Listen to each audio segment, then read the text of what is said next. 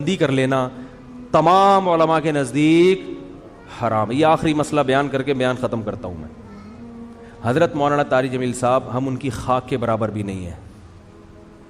ان سے اللہ نے جو ہدایت کا کام لیا اس کا 10واں حصہ بھی ہم نہیں کر سکے۔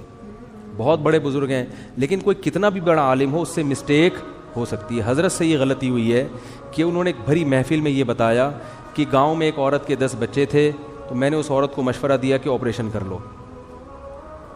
چونکہ یہ ایک نجی مجلس میں بات ہوتی تو پھر تو میری کیا اوقات ان کے سامنے کہ میں ان کو غلطی پر تنبیہ کروں، میری تو کوئی اوقات نہیں ہے۔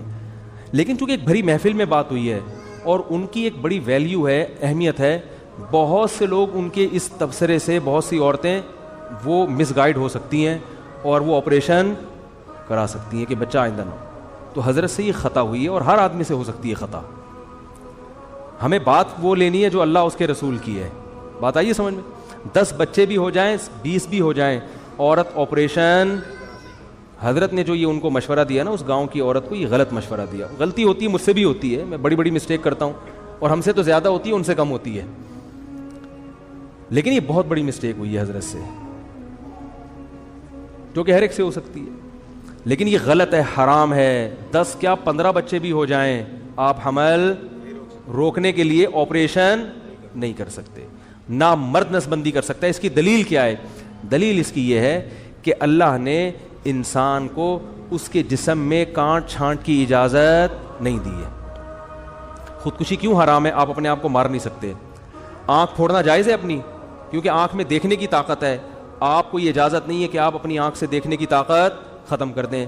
کانوں میں اللہ نے سننے کی طاقت رکھی، آپ کان کی خودکشی نہیں کرا سکتے، یعنی جیسے اپنے آپ کو نہیں مار سکتے تو کسی عضو کو بھی نہیں مار سکتے آپ۔ بات آ رہی ہے سمجھ میں؟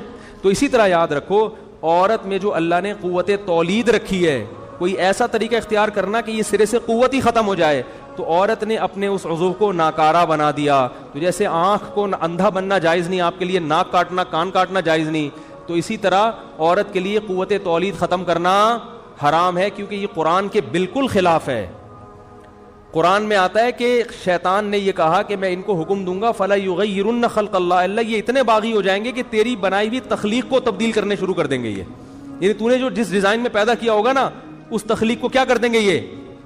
تو عورت میں اللہ نے تولید کی صلاحیت رکھی ہے، عورت وقتی طور پر حمل روکنے کی تدبیر اختیار کر سکتی ہے کسی ضرورت سے، جیسے صحابہ بھی کرتے تھے، لیکن قوت تولید کو کسی قیمت پہ ختم نہیں کر سکتی۔ یہ پھر اللہ کی بنائی ہوئی تخلیق کو کیا ہے، اور یہ سب کے نزدیک حرام۔ دیوبندی بھی علماء بھی حرام کہتے ہیں، بریلوی علماء بھی حرام کہتے ہیں، اہل حدیث بھی اس کو حرام کہتے ہیں، کہیں سے بھی فتویٰ لے لو، عرب علماء بھی حرام کہتے ہیں، عجم بھی حرام کہتے ہیں، جامع ازہر یونیورسٹی والے بھی اس کو حرام کہتے ہیں، جامعۃ الرشید والے بھی حرام کہتے ہیں اس کو، بریلوی حضرات کے جو بڑے بڑے مدارس ہیں وہاں سے فتویٰ لے لو، وہ بھی کہتے ہیں کہ مرد کے لیے نسبندی کرنا یا آپریشن کرانا حرام، عورت کے لیے آپریشن کرانا 20ویں بچے کے بعد بھی حرام ہے۔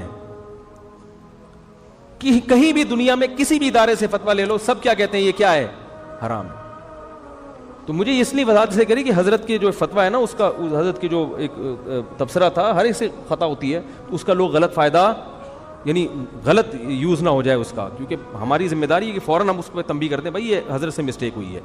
سمجھ میں آ رہی ہے بات کہ نہیں آ رہی ہے؟ آگے ایک اور بات یہ بتا رہا ہوں میں کہ کسی بھی نیت سے جو آپریشن کرنا ہے وہ کیا ہے، سب کے نزدیک کیا ہے، حرام، کیونکہ یہ اللہ کی تخلیق کو بدل ڈالنا۔